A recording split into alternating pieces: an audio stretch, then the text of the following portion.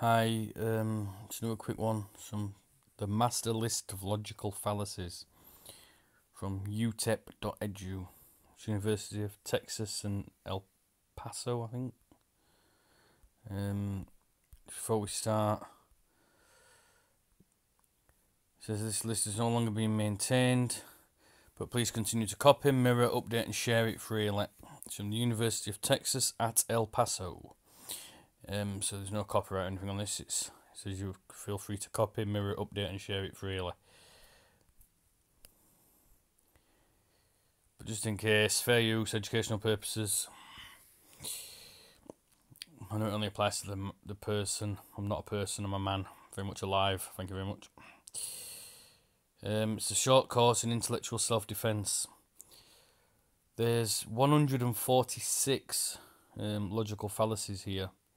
I'm not going to do them all. I'm going to do a series of videos with a handful in each. I think I'm going to do about 40 of them. I'm going to leave a link anyway, so people can have a look at the ones that I don't do.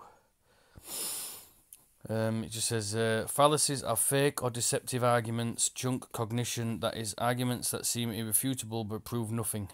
Fallacies often seem superficially sound, and they far too often remain immense persuasive power, even after being clearly exposed as false.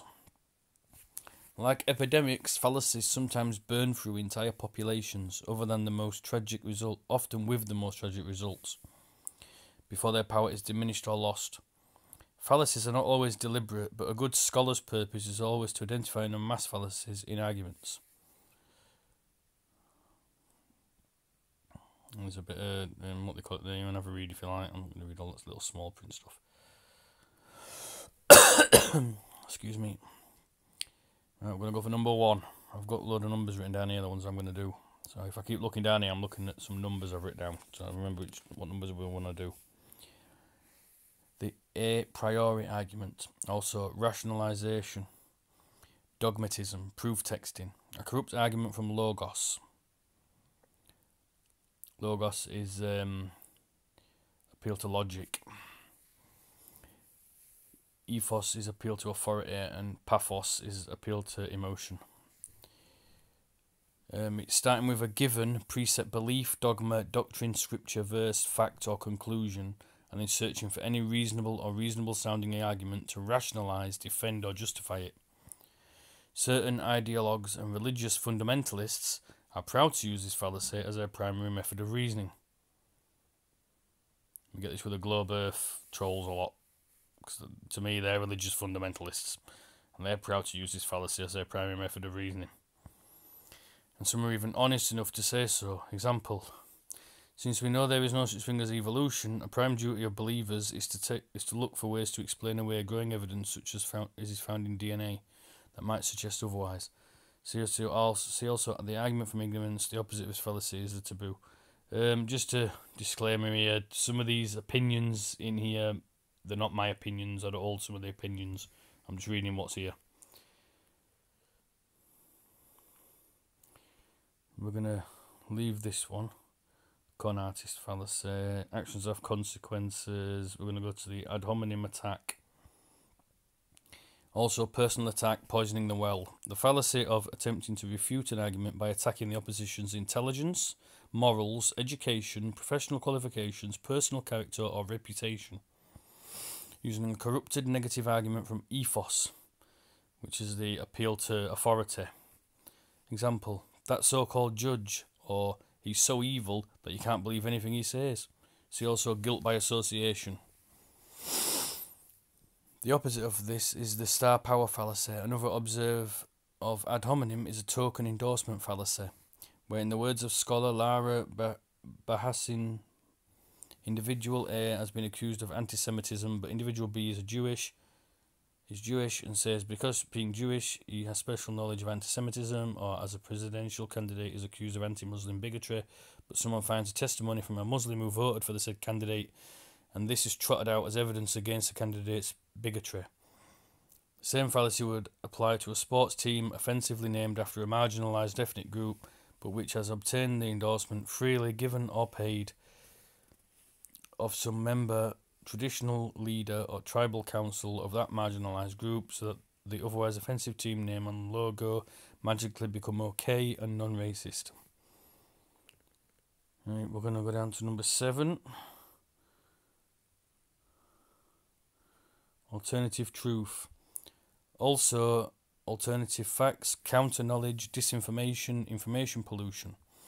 A newly famous contemporary fallacy of logos, rooted in postmodernism, denying the resilience of facts or truth as such. Writer Anna Arendt, in The Origins of Totalitarianism in 1951, warned that the ideal subject of totalitarian rule is not the convinced Nazi or the dedicated communist, but for people whom the distinction between fact and fiction, true and false, no longer exists.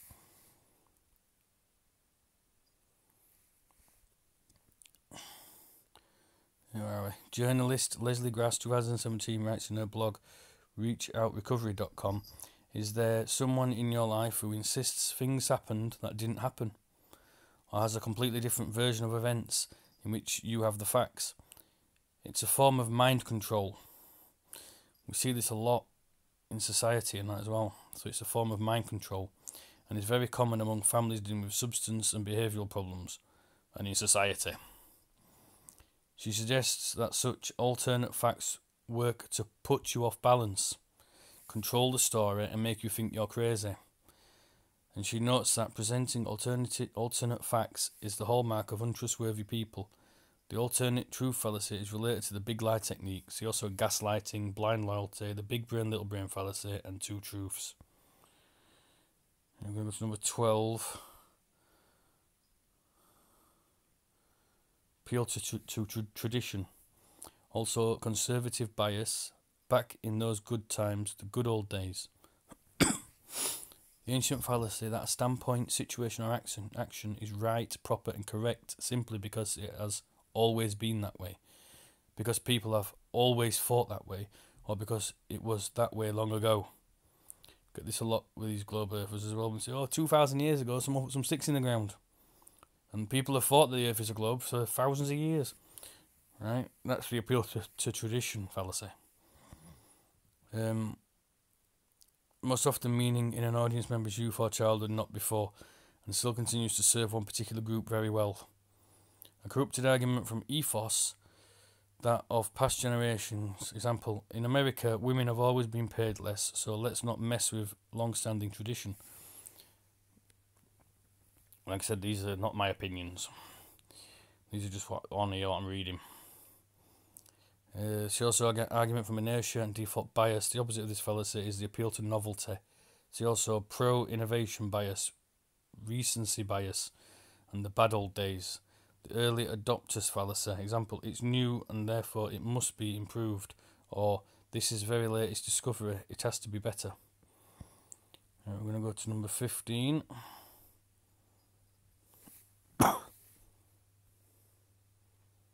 Argument from ignorance. Also, argumentum ad ignorantium. The fallacy that since we don't know, or can never know, or cannot prove whether a claim is true or false, it must be false or it must be true.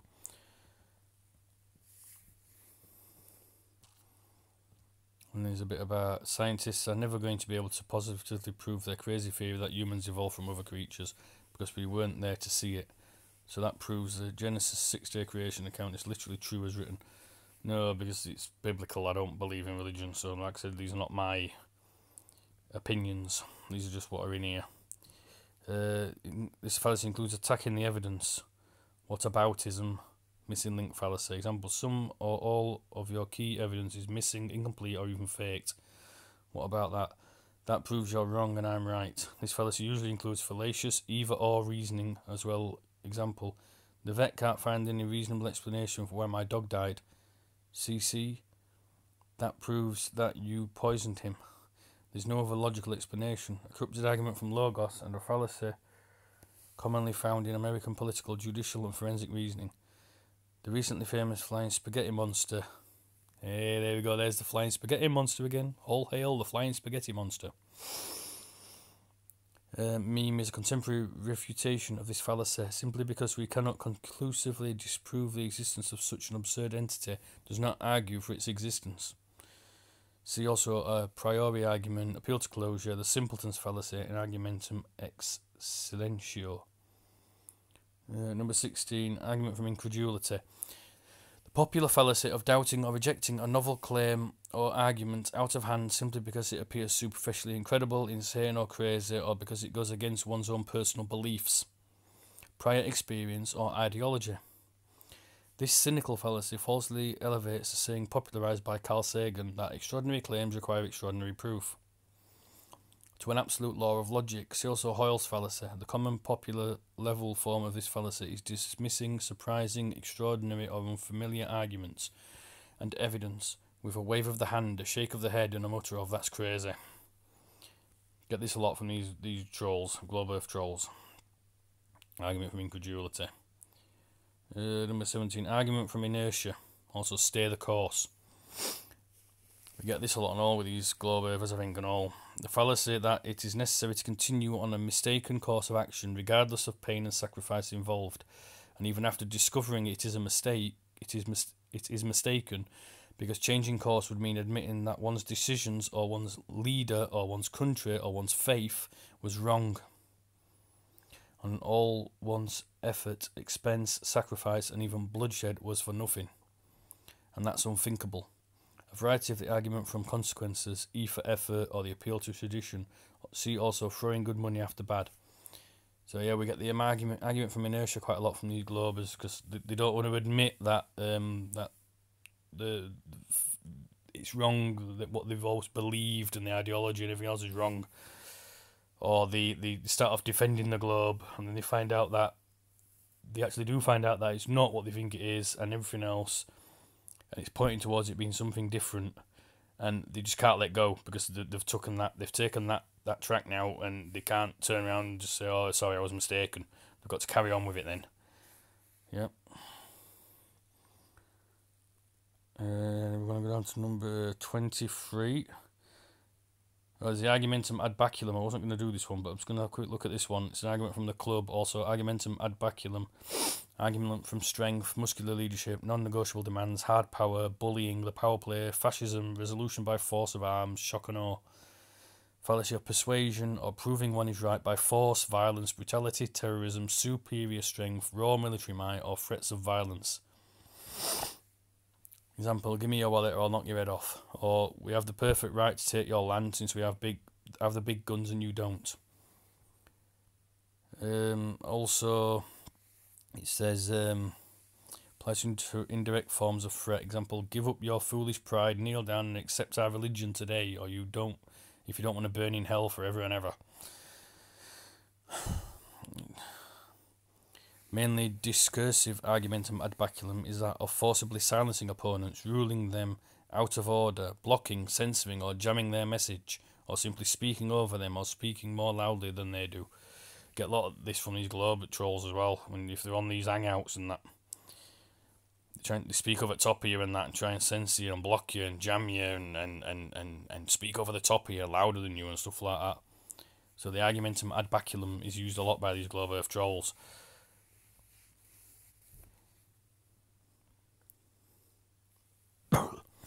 This last a tactic particularly attributed to men in mixed gender discussions. I was going to go to number 23 now. There's the argument from silence, argumentum ex silentio. Fallacy that if available sources remain silent on or current knowledge and evidence can prove nothing about a given subject or question, this fact in itself proves the truth of one's claim. This is about God. Science can tell us nothing about God. That proves God doesn't exist. Or science admits it can tell us nothing about God, so you can't deny that God exists. Often misused in the American justice system. But you could say that they use it because what they call it, there's an argument from silence, because no perceived authority or perceived like scientist authority in science and stuff like that. They're not really authority, are they really? Like, science doesn't belong to an institution, it belongs to everybody, the individual. But people perceive these scientists to be authority and all this sort of stuff, and they're not talking about any of this or anything else. They're not coming to the table or all like that. So they think, well, because none of these scientists, none of these authority figures and stuff like that, like talking about it, and that it proves that they're right and stuff like that. You know, we get that a lot. So that's argumentum ex silentio, argument from silence. I want to go to number... Oh, there's availability bias. I'm not going to do this one either, but I'm going to do this one quickly, then we're going to do another video after. Also, attention bias, anchoring bias, a fallacy of logos stemming from the natural tendency to give undue attention and importance to information that is immediately available at hand, particularly the first or last information received, and to minimize or ignore broader data or wider evidence that clearly exists but is not as easily remembered or accessed. Example, we know from experience that this doesn't work, when experience means the most recent local attempt. Ignoring overwhelming experience from other places and times where it has worked and does work. Also related is the fallacy of hyperbole, also magnification or sometimes catastrophizing, where an immediate instance is immediately proclaimed the most significant in all of human history, or the worst in the whole world. This latter fallacy works extremely well with less educated audiences and those whose whole world is very small indeed. Audiences who hate history and whose historical memory spans several weeks at best. Actually, I'll just do this one here, 23, and then I might do 26. Then I'll do the next lot in another video. The bandwagon fallacy, also argument from common sense, argumentum ad populum. The fallacy of arguing that because everyone, the people, or the majority, or someone in power who has widespread backing, supposedly thinks or does something, it must therefore be true and right. Example, whether there actually is large-scale voter fraud in America or not, many people now think there is, and that makes it so. Well, not like your vote matters anyway. Like I said, some of these, they're not my opinions, these. You know what I mean? Your vote doesn't count anyway. It's not an election, it's a selection. But sometimes also includes lying with statistics. Example, over 75% of Americans believe that crooked Bob Hodiak is a thief, a liar and a pervert. There may not be any evidence, but for anyone with half a brain, that conclusively proves that crooked Bob should go to jail, lock him up. This is sometimes combined with the argumentum ad baculum. Example, like it or not, it's time to choose sides. Are you going to get on board the bandwagon with everyone else, or get crushed under the wheels as it goes by? Or in the 2017 words of former White House spokesperson Sean Spicer, they should either get with the programme or they can go. Contemporary digital form of the bandwagon fallacy is the information cascade, in which people echo the opinions of others, usually online, even when their own opinions or exposure to information contradicts that opinion. When information cascades form a pattern, this pattern can begin to overpower later opinions by making it seem as if a consensus already exists, thanks to teaching tolerance for this definition. See also wisdom of the crowd, the big lie technique. For the opposite of this fallacy, see the romantic rebel fallacy. There's a big brain, little brain fallacy. The big butt fallacy. Yeah, I've just said big butt. I like big butts and I cannot lie. In other words, you cannot deny. Right, got the big lie technique. Sorry, I've got that song in my head from Friends. Not that I've watched telly for a long time. Number 26, the big lie technique. Also the bold-faced lie, staying on message. The contemporary fallacy of repeating a lie, fallacy, slogan, talking point, nonsense statement or deceptive half-truth over and over in different forms, particularly in the media, until it becomes part of daily discourse and people accept it without further proof or evidence. Sometimes the bolder and more outlandish the big lie becomes, the more credible it seems to a willing, most often angry audience. Example,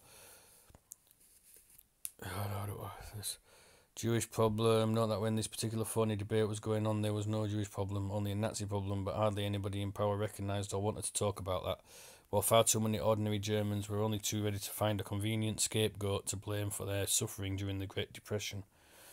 Expertly demolishes the big lie technique in his classic 1930 short story The Gostak and the Doshers. However, more contemporary examples of the big lie fallacy might be the completely fictitious August the 4th Tonkin Gulf incident, concocted under Lyndon Johnson as a false justification for escalating the Vietnam War, or the non-existent weapons of mass destruction in Iraq, conveniently abbreviated WMDs, in order to lend this big lie a legitimizing military-sounding alphabet soup ethos.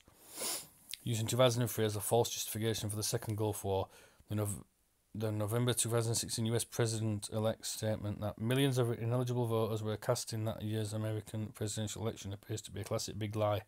See also alternative truth, the bandwagon fallacy, straw man, alphabet soup, and propaganda. That's it for this one. Like I said, look, these opinions in here, they're not my opinions. I'm just reading what's on here. Yeah.